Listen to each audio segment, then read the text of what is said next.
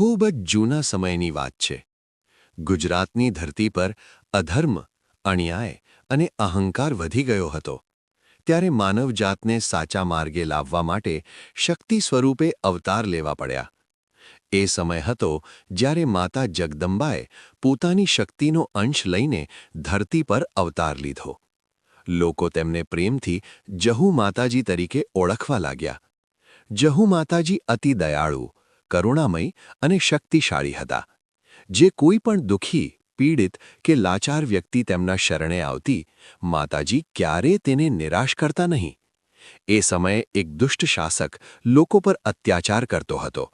તે નારી શક્તિને નબળી માનતો અને માતાઓનું અપમાન કરતો. જહુ માતાજીએ આ અધર્મ સહન ન કર્યો. તેઓએ મા દુર્ગા સ્વરૂપ ધારણ કરી દુષ્ટ શક્તિનો નાશ કર્યો અને ધરતી પર ફરીથી શાંતિ અને ન્યાય સ્થાપિત કર્યો. કહેવાય છે કે એક ગામમાં ભારે દુષ્કાળ પડ્યો. લોકો ભૂખ્યા, તરસ્યા અને નિરાશ હતા.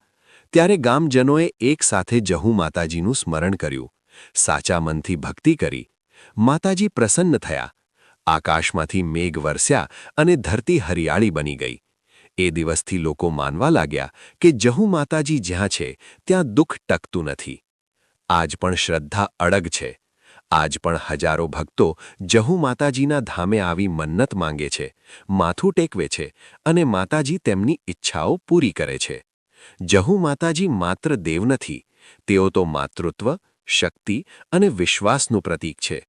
અંતમાં, જે મનથી જહુ માતાજીને યાદ કરે તેના જીવનમાંથી અંધકાર દૂર થાય અને સુખ શાંતિનો પ્રકાશ ફેલાય.